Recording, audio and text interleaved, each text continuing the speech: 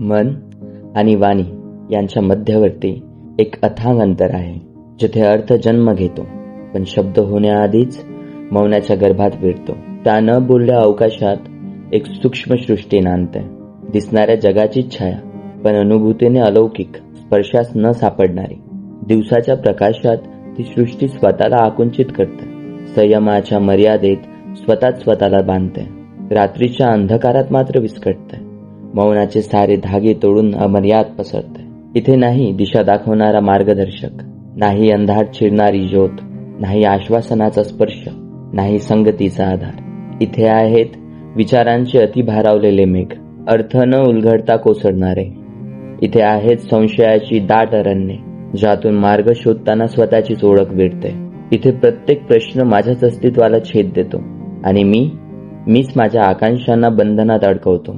माझीच इच्छा माझ्याच विरोधात उभी राहते. परंतु आज अंतर्मनात एक गंभीर बोध उगवतो.